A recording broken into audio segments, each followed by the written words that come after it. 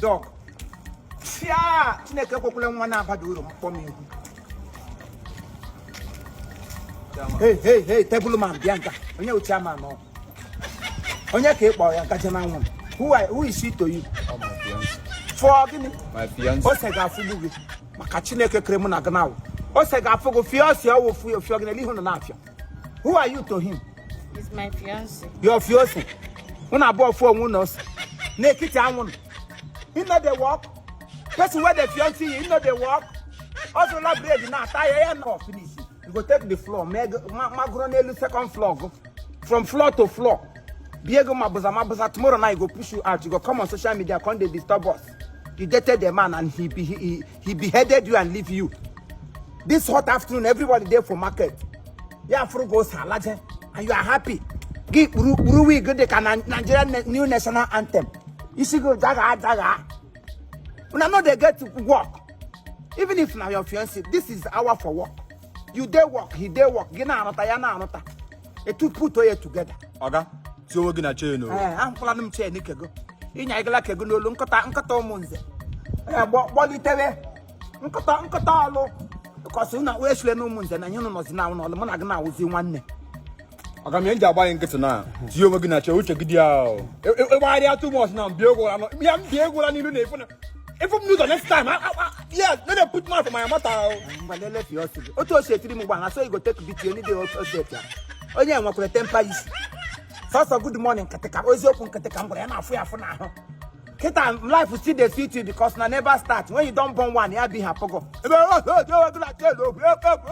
ka ha shagbo. Nonsense. Agwo ma eziokwu ha ga take care. It is too early to go top of mabuza. Aga sa boy so. Baby, you go di ya na. Me this guy bo. Ibe gi na chi ya na. Eleki moto iga chi ga ya ji da bread ki nyere bread atatra. Baby, you go di bangula. Aga sa boy so. Akụkọ bi ati. Ma go gina go ta. Ya. Kila, I'm sa boy so.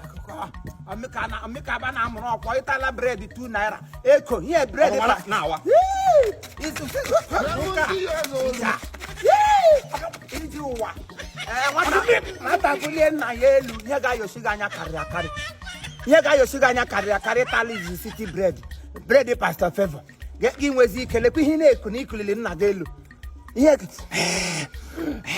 gị tuo n'elu onye ugba gị na-ekuzi lekwa you cannot even stop you when you are angry and you are venturing into it. Move with somebody you can ever control, somebody that can listen to you. Dig now walk and cut you there they look at me who can arsa trato. River goddess. So soon the Gaga Koran Nico put hit him on put good. I'm a la loser. The quotation aquatic, fine girl with no brain. Says they carry around that clock gone. A clock go monster. A clock gum no be. I took all that for the go by Yari charge and Yari too. He will not say you know get brain. I say, oh, I'm looking for a girl that has sense. Somebody who can combine with me and make out something. You know, take you're in between. Only honey by be happy. I'm a pamonyo. Stupid idiot. But they hate truth. When you tell them the truth, they become angry. But as for me, I will keep on telling you people the truth. If you want to mingle with somebody who you will end up with. And not somebody who will swim you like water. Minigota. Piam. He really black. We are by a bed. I'm a la prapi gwego. Idiot. He's a cook. I was no bread. Umazi Beretta can't like that. You know what ice cream? You shall don't want to throw it. If we hope when you see a rasala can go, you shall ladder. Igada. Hello, Maggi.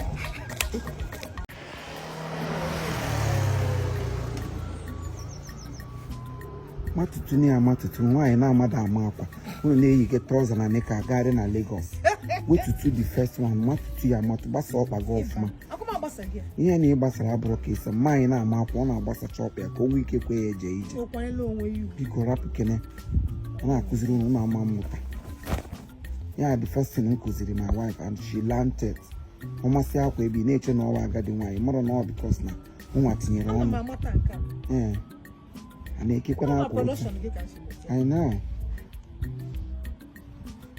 I can't believe no man. I know.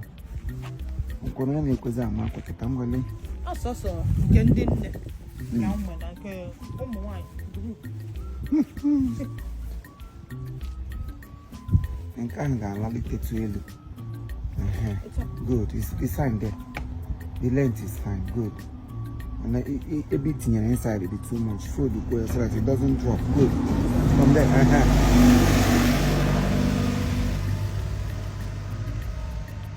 yeah. Even though I want some error, but then you can manage it because you are not a professional. I want to know what can give for now. You need to go do. Okay, come. Time. Okay, figure. So, if you want to go back and then ndị nne na-amara ama akwa ndị otu m. Ọ ka nsịwazi asị, mma ha asị na asị. Ndị nne na-amara ama akwa. Ụna afọ ka nsi wee kete. Akwa Imo kuzili m. Nya akuzili m elesi ama akwa. Ewe mmanya mata ya. Afọ ka ndị dịta. Tupu nkaba na-arụ. Ọtụtụ n'ime anyị enwe okuzi ọrapa na-ama ama. Ukwu akwa na-abụ. Ndị nne anyị malụ. Ruzie n'aka anyị chere na uzie slekwe nene ka ndị adị m ọgọ n'anya.